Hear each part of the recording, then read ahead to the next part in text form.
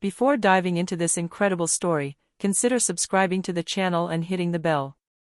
Every story here has something to say, and you won't want to miss a single one. In the impeccable corridors of the prestigious Roosevelt High School, everything exuded success, discipline, and togetherness. The lockers lined up like soldiers, the walls decorated with trophies and framed photos of young winners with Anglo-Saxon-sounding names: Kennedy, Whitmore, St. Clair, Reynolds. Names inherited, passed down, honored. Here, students wore polo shirts embroidered with the school's initials, and SUVs dropped off their offspring every morning like a fragile package delivered to the staff of a five-star hotel. This high school, located in the leafy heart of an affluent Connecticut suburb, carried a reputation for excellence, but also for a narrow, polite, and well-guarded world. A world where the rules weren't always written down, but fiercely enforced. Here, racism didn't wear caps or burn crosses. It didn't shout. It didn't hit. It smiled in a suit. The congratulated condescendingly, elegantly excluded. It hid in the awkward silences, the invitations never sent, the remarks disguised as compliments. "You speak really well. We can hardly hear your accent. You must be an exception, right? Your parents must be really different." The racism at Roosevelt High School wasn't brutal, it was pernicious, structural, perfectly polished. And in this closed universe, Naomi James was a stain. Or rather, she shone too brightly. At 15, Naomi had the quiet elegance of those who know where they come from, even when others forget it or reduce her to a cliché: smooth ebony skin, intelligent and calm look, carefully aligned braids. She spoke with a clarity that naturally imposed silence. Daughter of an art history professor and a U.S. Army general, she had grown up between books, museums, and military bases. In her home, she had been taught never to raise her voice, but to make one's presence heard. His mother often told him, "In this world, people will try to make you feel like an intruder. Remember, Naomi, elegance and truth will always be your best response." And his father, between two missions, whispered to him with pride, "Never lower your eyes, except to avoid the contempt of little men." So Naomi had arrived at Roosevelt with ambition and faith in his abilities. She raised her hand in class, answered without hesitation, excelled in science as well as literature. She didn't chase popularity, but she naturally attracted attention, and so jealousy. Because in a school where destinies seemed already mapped out from birth, seeing a young black girl dominated by merit was disturbing. She was challenging a tacit balance. She was becoming, in spite of herself, a silent threat. Some teachers admired her, others pointedly ignored her. But it was mainly the students, those who felt their hereditary status weakening in the face of this brilliant newcomer, who decided to make her pay for her difference. And at their head stood Derek Whitehall, 16 years old, son of the very influential Philip Whitehall, chairman of the school's board of trustees and CEO of a financial empire. Derek was the unofficial prince of Roosevelt High School. Every teacher knew his name even before he entered first grade. He was the boy no one dared to upset, the one whose mistakes were excused with a smile, the one who was congratulated for copied projects, the one who was given the keys to the world without him having to earn them. Blonde, impeccable, clear, and empty-gazed, Derek knew how to use double standards, charm in the presence of adults, and poison when he was with his friends. He had inherited a cruel charisma, sharp as a razor blade, which he used without remorse to assert his dominance. When Naomi James walked into the establishment, he noticed her immediately. Not because of her style, or her looks, but because of something that she gave off: a deep calm, a discreet assurance, an intelligence that did not seek approval. And above all, she had not afraid of him. It was therefore necessary to crush it. The harassment began quietly. Subtle, almost imperceptible. Looks, whispers, mocking smiles. Then came the first words, released like poisoned arrows in the corridors. "Do you always dress like that? It looks like you stole your look from Target." Naomi, in clean jeans and an ironed blouse, responded with silence. But the group around Derek erupted in laughter. The insults weren't vulgar. They were socially calibrated, like darts aimed at the heart of self-esteem. Later, in the science room. "Doesn't your dad buy you real clothes? Or is he too busy running away from his responsibilities. The room laughed. Naomi felt a burning sensation rise in her cheeks, but she remained upright. Inside, however, everything was shaking. Invisible. And too visible at the same time. This paradox followed her everywhere. In class, she was ignored when she raised her hand. In the hallways, she was stared at. In the cafeteria, no one sat near her. She wore her loneliness like armor, but sometimes she felt it crumble. She could have talked to her mother. But she knew what it would trigger: worries, calls, maybe even a change of school. And Naomi didn't want to run away. She could have talked to her father about it, but General James was back in operation, on the other side of the world. On the other end of the line, her voice remained calm, protective, but distant. She didn't want to worry him. She said to herself, "I am strong. I can hold on." So she took it all in. Every day, a little more. Every humiliation, every sly allusion to her skin color, her supposed origins, the imaginary absence of a father. What Derek and his friends didn't know was that Naomi wrote everything down in a small spiral notebook hidden at the bottom of her bag. She wrote. Not to complain. To understand. To keep track. To construct her response. Because she knew, deep down, that it would be enough with a single call. But she waited. Because he had been taught. Don't call the storm a breeze. But the storm was approaching. That Thursday, like every weekday, the Roosevelt High School cafeteria was a whirlwind of excitement, a hub of smells, sounds, laughter, and loud conversations. Groups of students huddled around tables, exchanging the latest gossip, test results, and gossip. The walls echoed with the clatter of trays, the slamming of forks on plates, and the shouting of voices rising and falling in a chaotic symphony. Naomi James, on the other hand, knew she couldn't play along. She had learned to blend into the background, to make herself small, to avoid noisy groups and overly insistent stares. That day, she had chosen a secluded table near a window, a discreet corner where the dim light illuminated her focused face. She opened her biology book, delving into the study of cells and their complex mechanisms, a world far more reassuring than the halls of high school. But this fragile sanctuary was not to last. From a distance, Derek Whitehall and his clique approached, loud and confident. Derek, grinning, his eyes shining with mischief, crossed the room with the gait of a king walking toward his throne. His friends behind him burst into laughter, sharing dirty jokes. Without warning, without any sign of warning, Derek grabbed the tray that Naomi had just placed in front of her and violently appended it onto her lap. Hot and creamy mac and cheese slowly dripped onto his pants, the fizzy soda splashing onto his hands and napkin, soaking his book and the table. A sudden silence fell over the cafeteria. All eyes turned to Naomi. Then the laughter broke out. The students laughed heartily, some making gestures of disgust. Derek laughed the loudest, triumphant.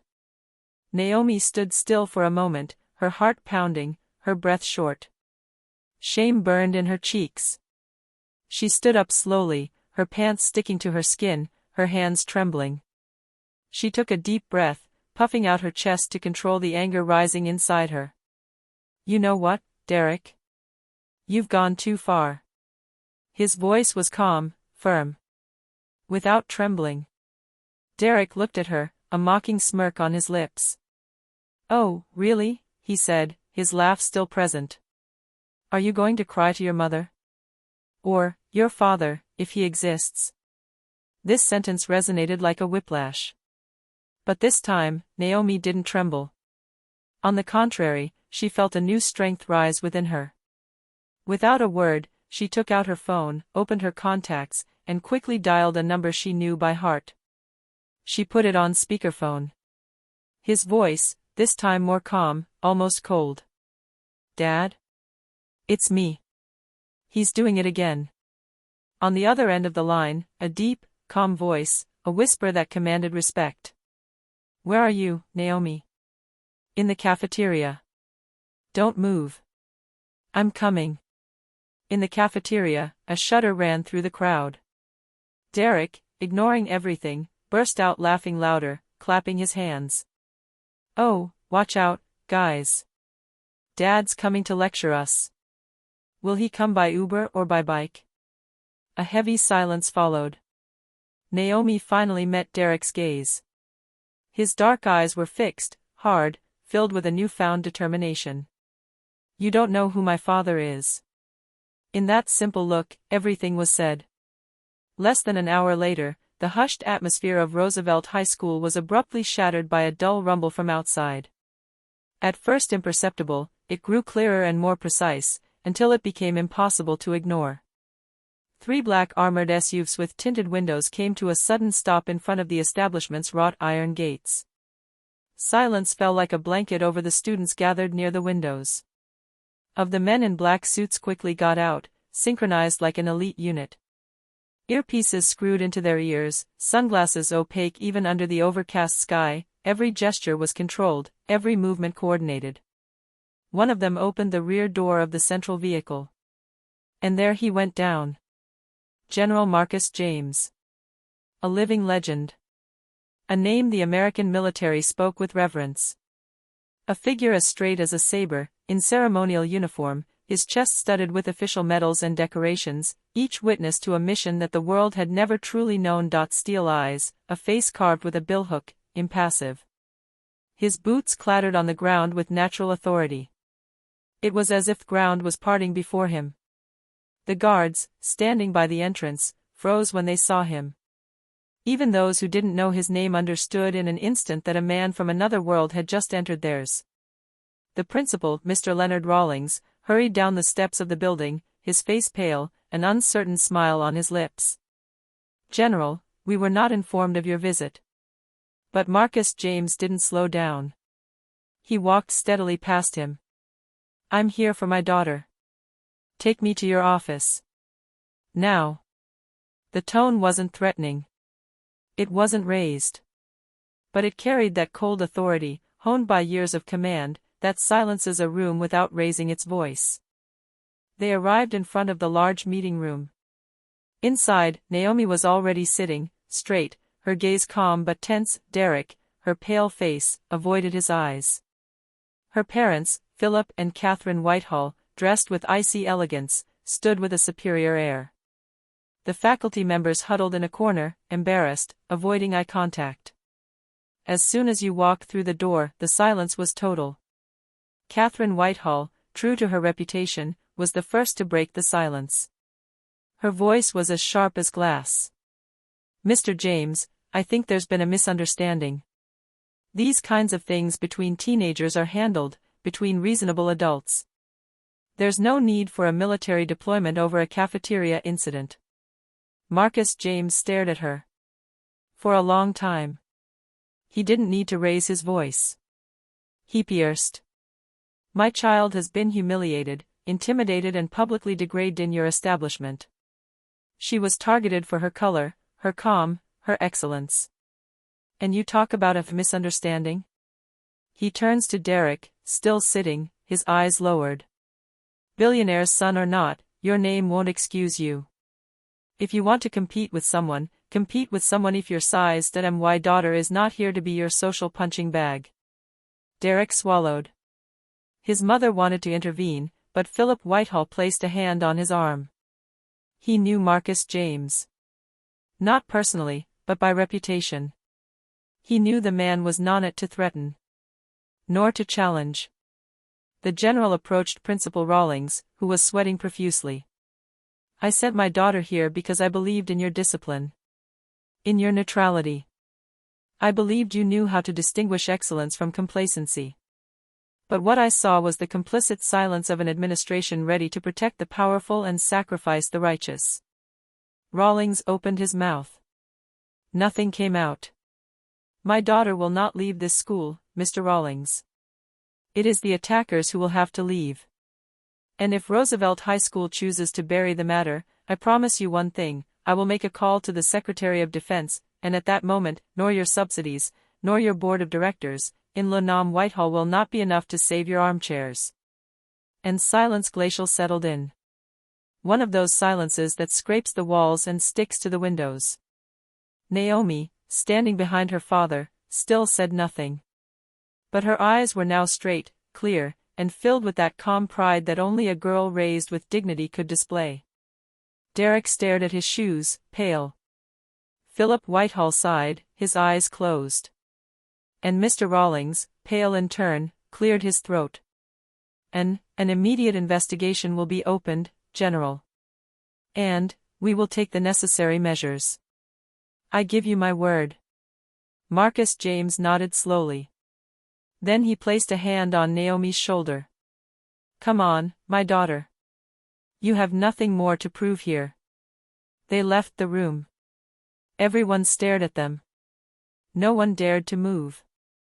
That day, Roosevelt understood one thing: you don't touch a general's daughter with impunity. A few days later, an official memo was sent to all Roosevelt parents, students, and staff. A sober text. Cold. Administrative. Student Derek Whitehall is temporarily suspended for inappropriate behavior, targeted harassment, and discriminatory remarks. The matter has been referred to an internal committee. An anti-discrimination unit is being formed, effective immediately. But behind the sanitized words, an earthquake had taken place. The once untouchable Whitehall name had just fallen from its pedestal. The social immunity that covered Derek had just been publicly broken. The quiet arrogance of the corridors, the whispers behind backs, all had evaporated.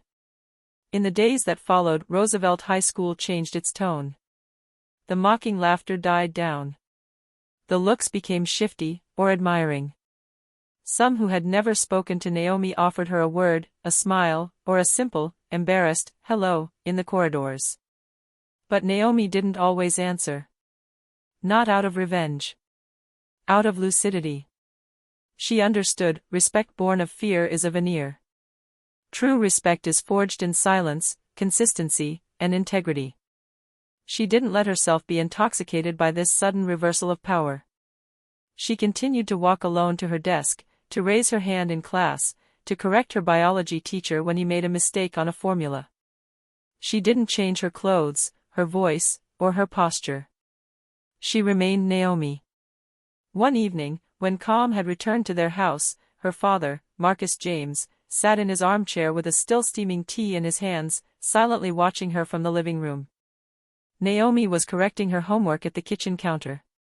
She had headphones in, her eyes fixed on her notebook. He approached, stopped a few steps away, and said in a deep but gentle voice, "You don't need me to be strong." She looked up. He was looking at her with that quiet intensity he reserved for rare moments. "But I will always be there, so that person and stop yourself." Naomi felt a heat rise in her throat. She didn't answer right away. She didn't need to. Her father didn't often speak with grand speeches, but when he spoke, he planted pillars. She put down her pencil. She stood up. And simply leaned closer to rest her head against his chest. He placed his hand on her braids. A silence fell. A soft silence. Solid. Weeks passed. And with them, Naomi gradually built a place that no name, no family, no privilege could have offered him, a place that she had forged for herself, with patience, intelligence and courage. And if, sometimes, looks still judged her, she now knew what to say to them. Not with anger. Not with the complaint. But with that silent certainty that his father had left him. Being strong isn't about raising your voice. It's about standing tall when everything wants to bring you to your knees.